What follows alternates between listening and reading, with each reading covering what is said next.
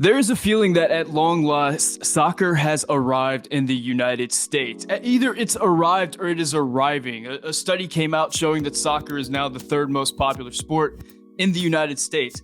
The sense of excitement for the upcoming World Cup and the 2026 World Cup is palpable everywhere you look. There's American soccer players playing at some of the biggest clubs in the world. But as we've gotten to this place, of course, this story has a beginning. And for many, the story of American soccer, at least modern American soccer, begins in 1994 with the 1994 World Cup. But prior to that, the 1990 World Cup was actually the first World Cup that U.S. soccer made since 1950. There was a massive gap between World Cups from 1950 to 1990. And that story of the 1990 World Cup has sort of been the forgotten World Cup within American soccer. It's not one that a lot of people talk about outside of the Paul Caligiuri shot heard around the world. Today, we're bringing on a guest who's going to tell us a little bit more about this World Cup that we just don't talk about very much within American soccer. He is Adam Elder. He is author of the book, New Kids in the World Cup, a story about the 1990 World Cup, the players, and just everything surrounding it. Adam, thank you so much for coming on the show. Thank you for having me. Yeah, I didn't know much about the team either, and I ended up writing a whole book about it. I just found them super fascinating. It is, it's one of those things that we just don't have a lot of history about. It's so funny that today the internet just records so much, and we have so much information on everything. But prior to 2003, if you try to find a picture of anything, it's all pixelated. I went through some pictures of the players from the 1990 World Cup. And some of them are just like, they don't even have individual pictures or pictures with other players. It's so interesting how far we've come with archiving. But speaking of how far we've come, I mean, people are aware that, prior to 1990 and prior to 1994, U.S. soccer was kind of amateur hour-ish. Some of the players had part-time jobs. In fact, one of my favorite little stories is that the head coach at the start of the 1990 cycle, Lothar Osiander, I believe is his name, was Correct. the head coach, and he had a part-time job as a maitre d' in a restaurant. And he was actually replaced later on by Bob Gansler because he didn't want to quit his part-time job. Can you give me a sense of what U.S. Yeah. soccer was like at the time, what the national team was like, who these players were, and where they came from? Football is back, and BetOnline remains your number one source for all your football betting needs this season. You'll find the latest odds, matchup info, player news, and game trends. And as your continued source for all wagering info, BetOnline features live betting, free contests, live scores, and giveaways all season long. Always the fastest and easiest way to bet all your favorite sports and events like MLB, MMA, tennis, boxing, and even golf. Head to betonline.ag to join and receive your 100% welcome bonus with your first deposit. Make sure to use promo code BELIEVE to receive your rewards. Bet online, where the game starts. Absolutely. Yeah, no, that's a perfect point. And Lothar's a great coach and a great man. And his job, his day job was much better paying, a lot more secure. Any sort of position within American soccer back then was neither of those things. It was all on a part-time basis. Players would train for a few days before the game. Sometimes they wouldn't find out who their teammates were until they got on the plane together. Going back before this in the 70s, I was told that when the U.S. team had friendlies, they would round up a few locals in the city to make up the numbers, and maybe even put a foreigner or two on the team who wasn't even American. So but there was this period, where the NASL had a boom, and then that went bust. And in the aftermath of that, the game went indoors to indoor soccer, and it was just a really bad, sad time in many ways for soccer in the United States. And that's kind of where my book starts out, but with a quick flashback to sort of the NASL. But it was just, and also even more than sort of the status of players and a part-time coach and whatever, there was just a whole attitude, especially in the 80s, more so than maybe anywhere any other time since. I feel like that your average American just really hated soccer. It was just kind of the thing to do. It was how mainstream America felt about the game. Everything was a little off about it. Everything was a little foreign. You know, the socks were high and the shorts were short, and there was a lot of running, and it was just so opposite of American football. And so it was just this really kind of weird sport that a lot of America just didn't have any interest in. They were either determined to ignore it or determined to hate it, I feel like. Yeah, there was that period in America where America was very America-centric, and we kind of Exactly. rejected anything from the outside, and that includes soccer. And even at that time, whenever you think about like what food we eat today, and it's like sushi, Mexican food, just all these ethnic foods that have come in and become very popular in the United States. There was a period where that wasn't the case because we were just rejecting everything that wasn't American at the time, and that kind of bled into soccer. Give That's me a that. Yeah, sorry. Can I make a point? That's a really good point because um, there's it surrounding this team. That was a period in the world where America was winning the Cold War, and our pop culture was being exported everywhere. And you're exactly right. People had no interest in outside things, and that's where this team found itself when the American team was trying to join the World Cup and play the world sport and become more a part of the world. So I just want to say that's a very good point. and today we know that so much of the team is made up of dual internationals. Was that the case as well in 1990? No, what's interesting about the 1990 team, I mean, it continues today, but what part of what I think is so cool about the team, among many other things, is a lot of them are second generation immigrants. So a lot of them, their fathers played professionally somewhere else, maybe in South America, maybe in Europe. And so I mean, they could have been duals like what a lot of them had, but they were born and raised in America or had spent most of their lives in America. So similar situation, but slightly different and appropriate for the time. Other than that, Hugo Perez, who's kind of in and out of the team, naturalized American, moved from El Salvador at age 12, I think. But yeah, a lot of them were born and raised Americans, but grew up in families and households where soccer, this totally foreign sport, was just the most important thing going on in their household. So we've got the World Cup cycle for 1990 going. Um, During this cycle, Mexico actually gets eliminated from the World Cup because they had some players play in a youth tournament that were overage. So they get disqualified from the 1990 World Cup. So that's a huge boom for the U.S. That means that the big dog in the region is not going to be able to qualify. That means the U.S. actually has a shot. But going throughout World Cup qualifying, most of World Cup qualifying, the U.S. hadn't been awarded the 1994 World Cup. Was there like a big change in the emotion around the team and the sense of importance whenever the 1994 World Cup actually gets awarded? I think 40 days before the game against Trinidad. Yes. So the 1994 World Cup was awarded to the United States on July 4th, 1988. As soon as the date was announced, everyone knew which country would get it. And right before that is when Mexico was banned from qualifying for the 1990 World Cup. And like you say, that was significant. They'd only missed out, I believe, offhand, they'd only missed out on it 3 times, and there were only 2 CONCACAF qualifying spots. So they always took one of them, pretty much. And so that really opened things up. So going into so right after that, the U.S. played Jamaica in a home-and-home series in order to reach what we later called the Hex, the final round of CONCACAF qualifying. And you're absolutely right. Once the U.S. did that and reached the final round, reached the Hex, then it's amazing that the president of the U.S. Soccer Federation, Werner Fricker at the time, builder from the Philadelphia area,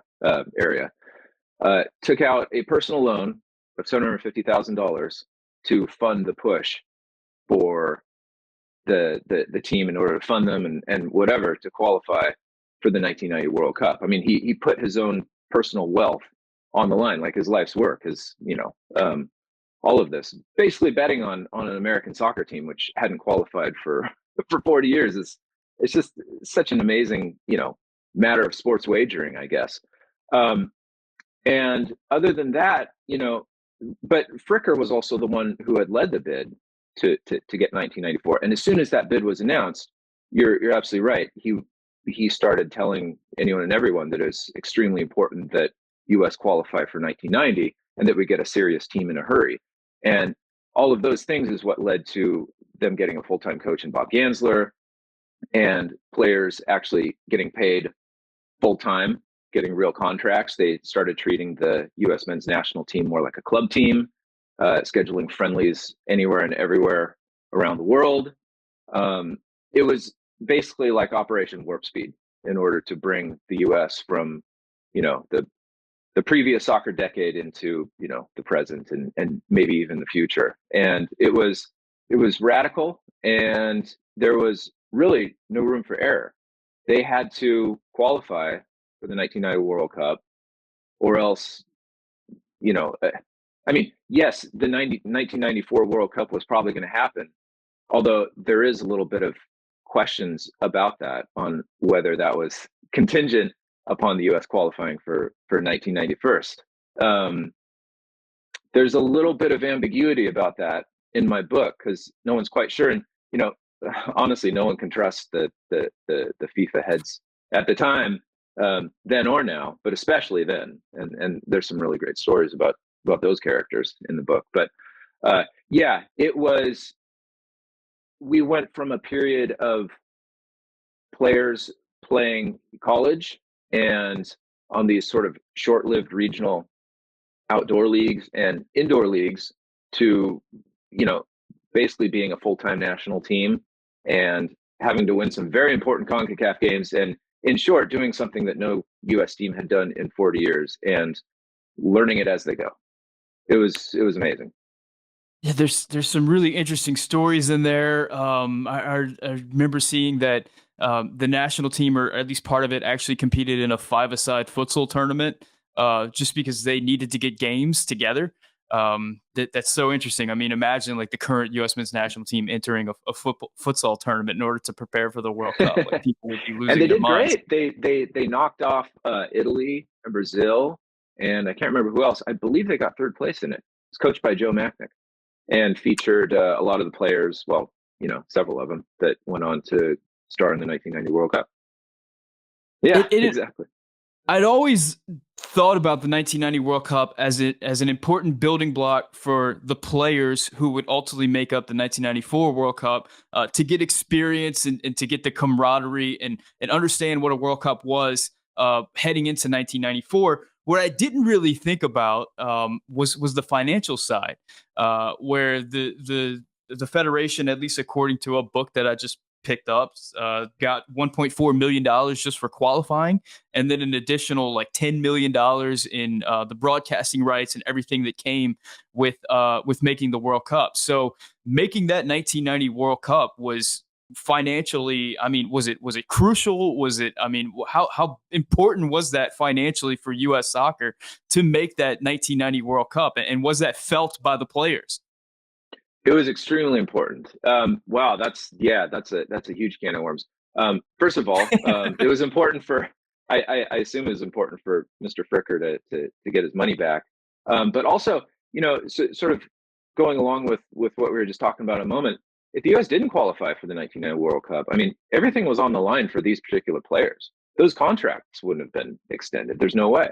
There would have been very little soccer to play between the end of '89 and somewhere before 1994. I mean, the federation, the program, and just U.S. soccer as a thing would have been in complete disarray.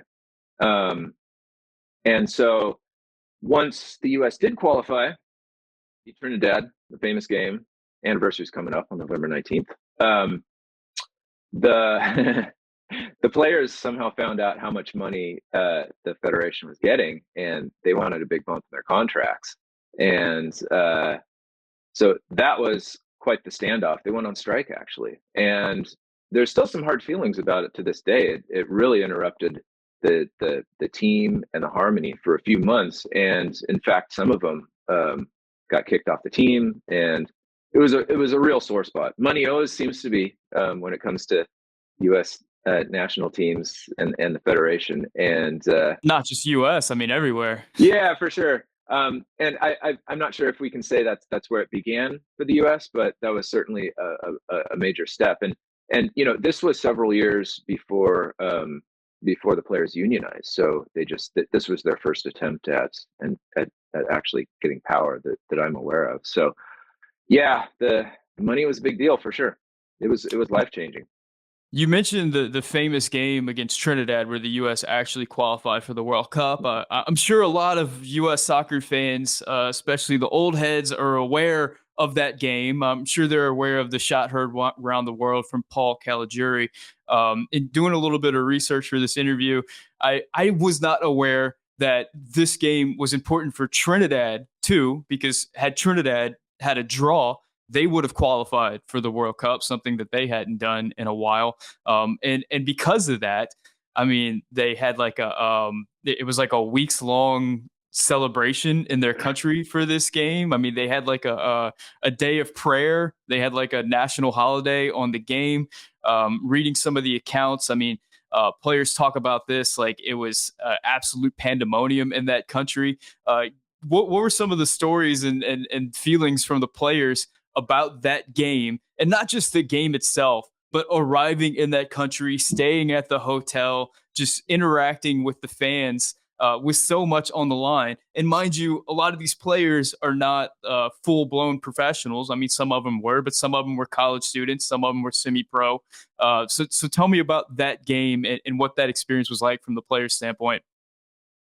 It was unbelievable. The U.S. hadn't scored in 200 minutes leading up to that game. They had great defense. Tony Meola was really coming into his own as the U.S. goalkeeper, who's 20 years old, by the way.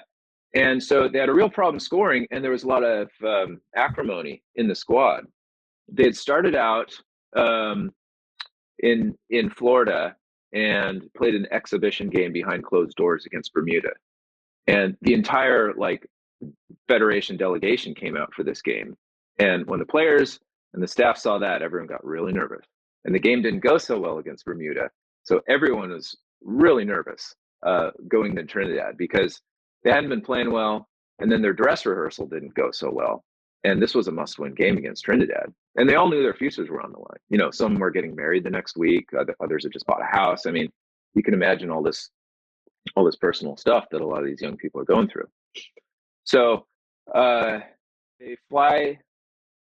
And by the way, leading up to flying to Trinidad, the practices were extremely intense. They were staying in this kind of rat hole out near Cape Canaveral, this old Houston Astros spring training center.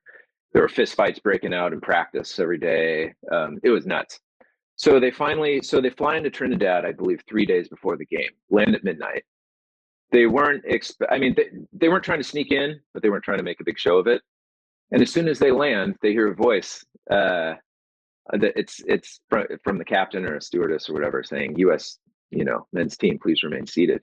And as soon as they get out of the airplane, they were hearing this humming the whole time. As soon as they get out of the airplane, there's people all around the airport. There's people on the roof of the airport, Trinidad fans, saying, "We're going to win the World Cup." And there's this chant that they heard all week that was TNT, we want to go. Everywhere they went.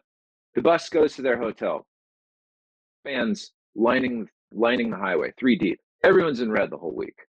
Again, like you said, the Archbishop of Trinidad had a special mass that day.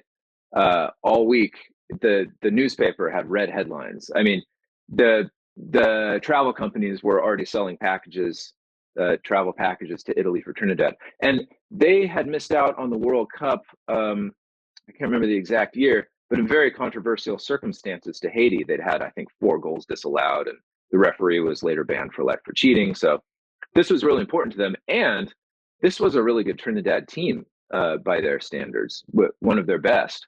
And the interesting thing is, I was talking to Seamus Mallon about this, who was at the game, is that these Trinidadians have this chant, "We want a goal," the supporters. But the funny thing is, like, they didn't need a goal.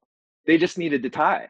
But that Trinidad team was so wide open and attacking that they were almost incapable. I mean, they just weren't the kind of team to, suffocate a match and get a draw out of it.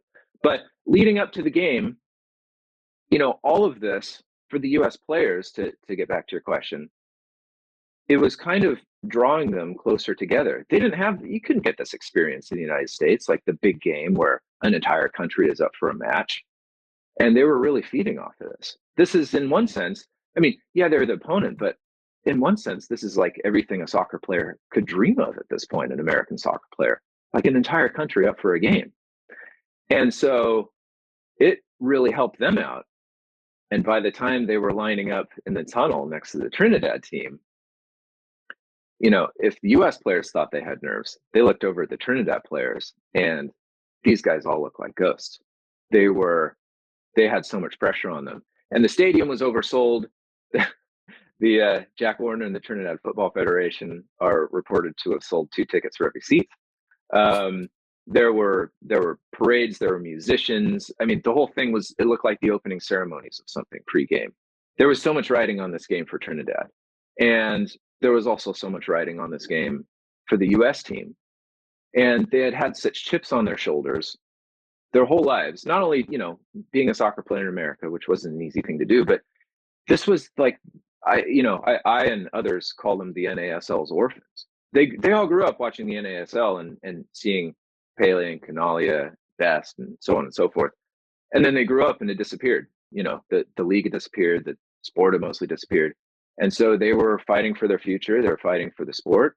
And this game, this was it for them. This was their 90 minutes to shine.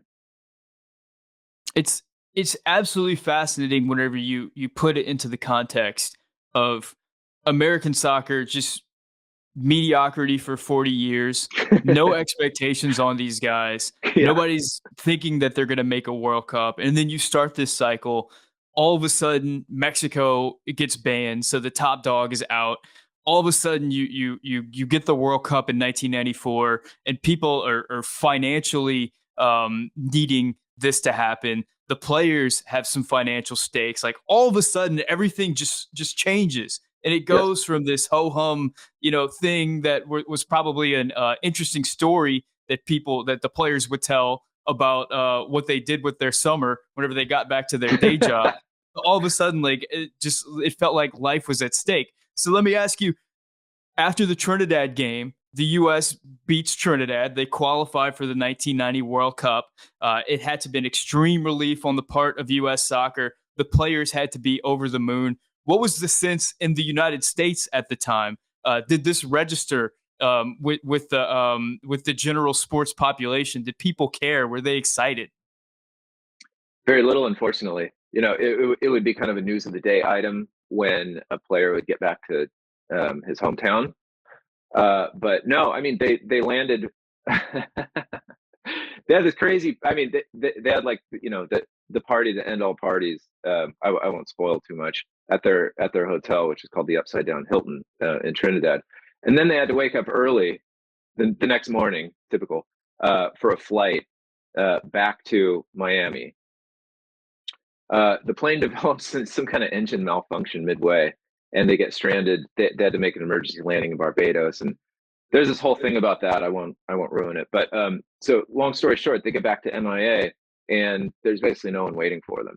A few of them, fly back to California and St. Louis, and there's some press waiting for them at the airport. But no, that in November of 1989 is how the United States of America celebrates a win, qualifying for the World Cup. There's no one waiting for them at the airport. The ESPN telecast of the Trinidad game was tape delayed, and I believe 432,000 TV sets across America watched it. So after the U.S. qualified for the 1990 World Cup, there really wasn't a lot of media, and I mean, it just wasn't there. However, it was, but that's the tension always. There's always been a soccer audience in America. It just hasn't been mainstream America. And so I mention this because, they went on this, like, crazy exhibition match tour of tune-up games. They had, basically 6 months to get ready for the World Cup, and it was like finishing school for them. So they're playing games in Miami, they're playing games in the Bay Area, they're playing games in Pasadena, in St. Louis, and wherever they went, they drew big crowds. They kept breaking records here and there for crowds. So there's always been a soccer audience in this country. It's just the problem has always been getting mainstream America and the mainstream media to care about it. So they played a game in February. I'm going somewhere with this. They played a game in February in Palo Alto against the USSR, and that set a new attendance record for an American game. After that, they flew down to LA for the weekend to record this sort of famous / infamous rap video called Victory. That I go into this a lot in the book, the whole making of it, maybe in excruciating detail. But and that was an attempt, with the help of the Azovs, who are Hollywood record industry royalty, to give the team a boost, this nice marketing boost. The Chicago Bears had done the Super Bowl Shuffle a few years before. There was We Are the World. This was like a pretty good idea. They got the celebrities of the day to rap in it with them, O.J. Simpson and some American gladiators, Marcus Allen, Luke Robitaille, and others. And it kind of didn't go anywhere. I mean, it was on MTV, it was on Night Tracks, it was on probably VH1 and whatnot. But yeah, I mean, the United States of America just wasn't quite ready for American soccer at that point. The soccer fans were; they always have been. But it just, you can put the American soccer team into America's living rooms on a TV set, aside O.J. Simpson and others, and it still just didn't go very far. It was tough. It was tough back then. That rap video is wild. I mean, I came across it one day, just like, why does this exist? What was happening? I don't understand. Really interesting. I mean, it's out there if anybody wants to see it.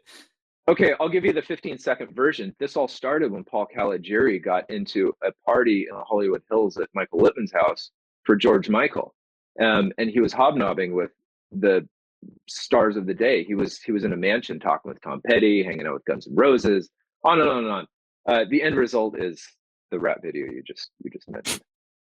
So that's its origins.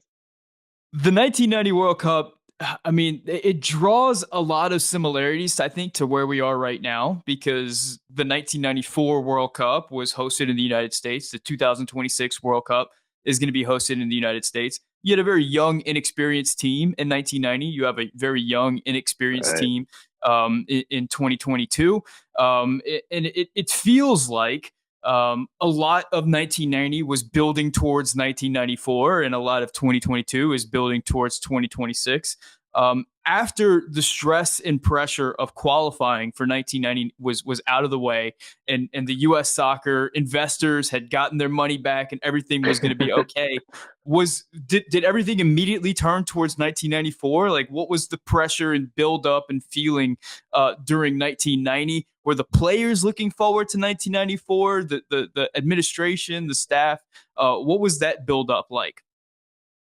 Yeah, that's a really interesting point. As far as team selection, yeah, Bob Gansler liked to say that he would tell people, I'm not selecting a team for 1990, I'm selecting a team for the 90s.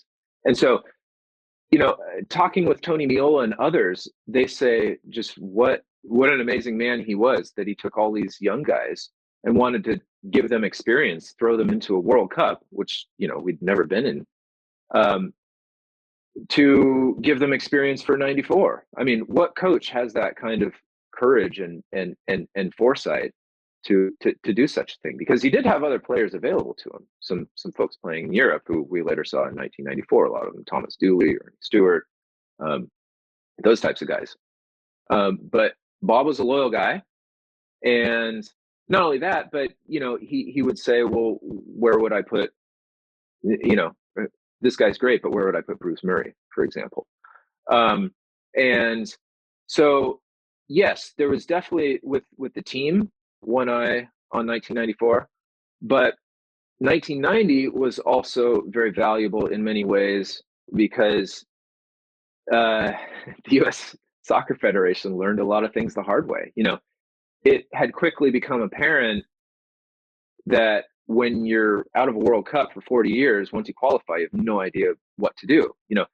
I mean, I don't want to ruin anything in the book, but I might as well go there. Like, they didn't have a training base until like a few months before the World Cup started because this sort of thing hadn't really occurred to people. They were due to stay in Italy's training center, which is Coverciano, which is, it's like checking into the Ritz, soccer's version of it. But as soon as Sepp Blatter, of all people, drew the United States against Italy and did his little David Copperfield routine at the World Cup draw in late 1989, which everybody saw coming, the U.S. had to find a new place to stay in a hurry, and they ended up at this place that was kind of the opposite of the Ritz. But anyway, there were just so many little things, just all these learning experiences. When you're starting anything from scratch, I mean, you're figuring it out as you go, and they've done that in just qualifying for the World Cup, and now they're doing it in getting to the World Cup.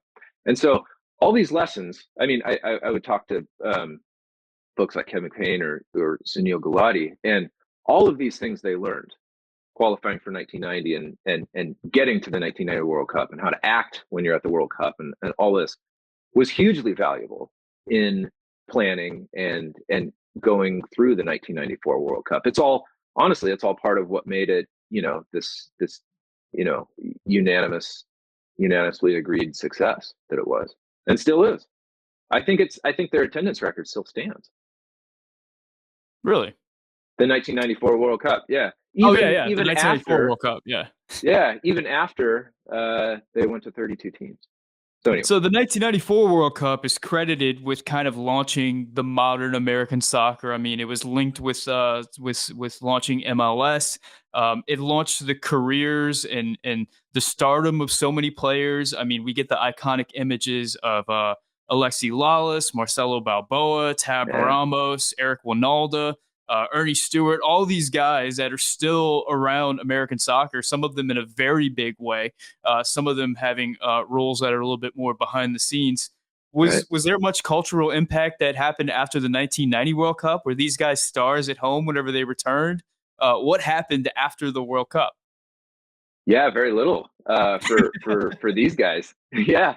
I mean, so what happened actually was a huge regime change behind the scenes at the U.S. Soccer Federation, and that's what changed a lot of things. This President Werner Fricker that we mentioned was ousted with FIFA putting a huge thumb on the scales by many accounts.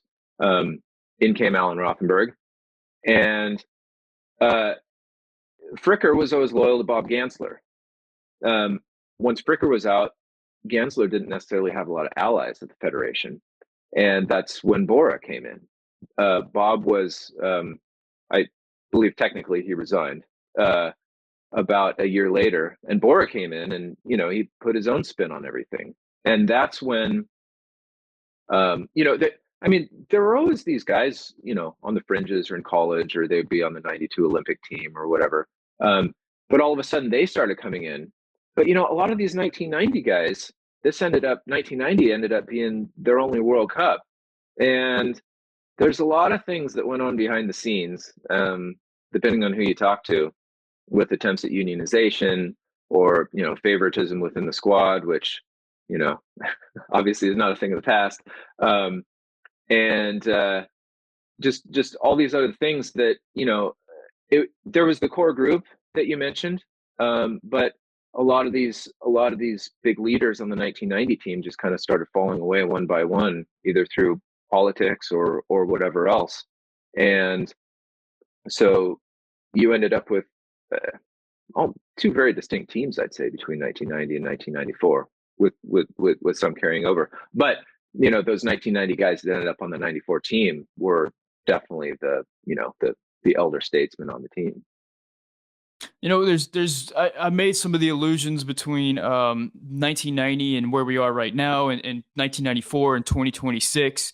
I Yeah. asked my followers on Twitter recently what was the most important World Cup in U.S. soccer history. How important is the 2022 World Cup? So many of them said 1994 was the most important World Cup, and it's hard to argue against that. And a lot of them pointed towards 2026 as the next most important World Cup in American soccer. I mentioned in the intro kind of where we are right now in American soccer, where soccer's really broken through as a Yeah. sport in the United States. It's not quite reached the levels of baseball, basketball, and football, but it seems to be gaining on them year over year, especially whenever it comes to young people in this country have really embraced this sport. I know in 1990, it was imperative that the U.S. made the World Cup for the growth of the sport. It was imperative that the 1994 World Cup happened to continue launching that sport. The 1998 World Cup was devastating. The 2022 the 2002 World Cup was weird because it happened in Korea at a weird time and it was tape delayed and whatever. And, the U.S. made the quarters, but the impact of the United States was weird. But still, we always seem to circle these World Cups as the most important thing as catalysts to bring new people into the game and to grow the sport. Right. As we get towards 2022 and we move towards 2026, I mean, we saw the U.S. miss the 2018 World Cup, and American soccer still grew. It still grew a lot over the last 4 years.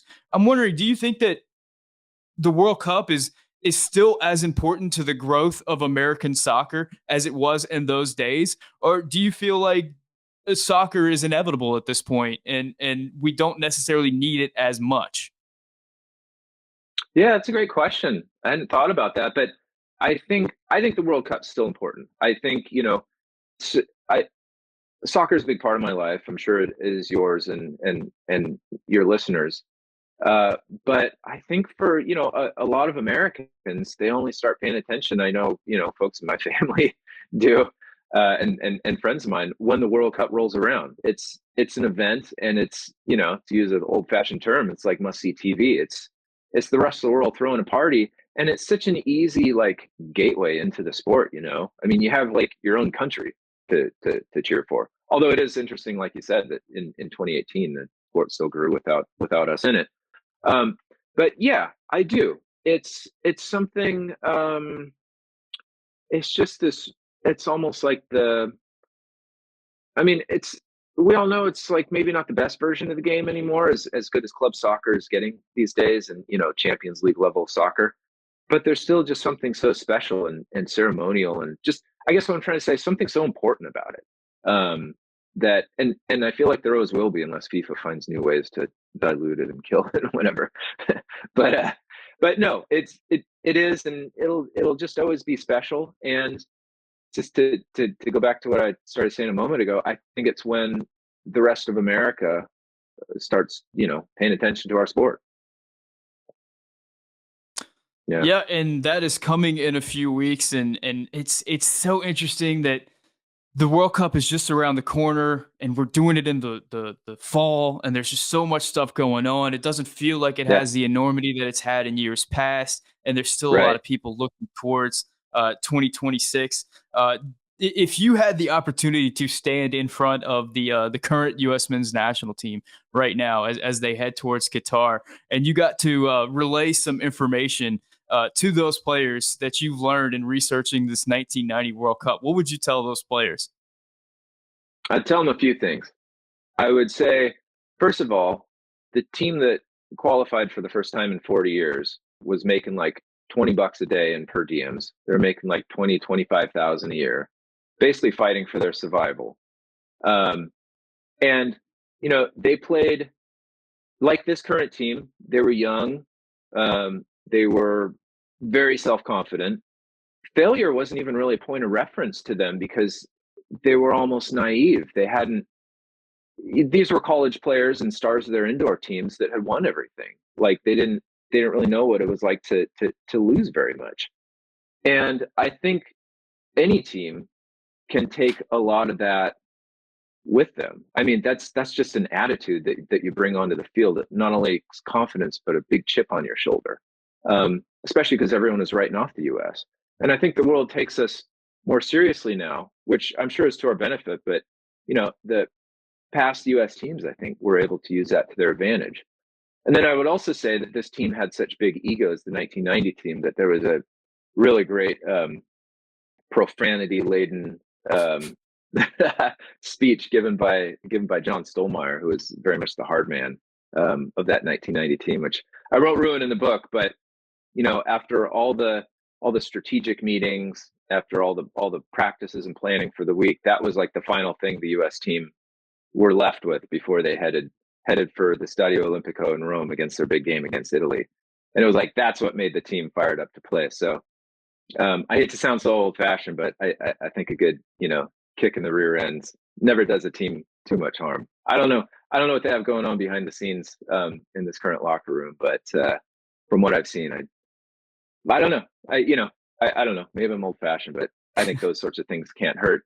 And again, also, I mean, I think again, players these days just will never understand what it's like to go through to be fighting for your life by playing soccer.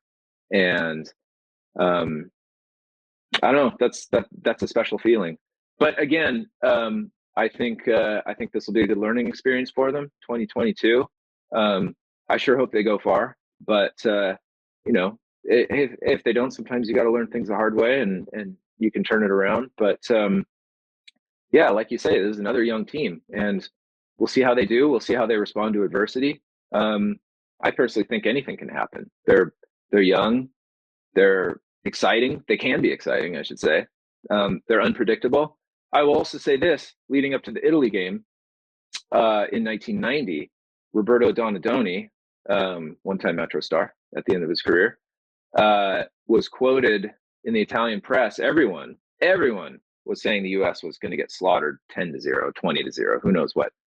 And he said that he was very wise. He said the U.S. is a young team, and he said to be young means not necessarily to have fear, but it does mean to be inexperienced. And I guess that's where we find ourselves now.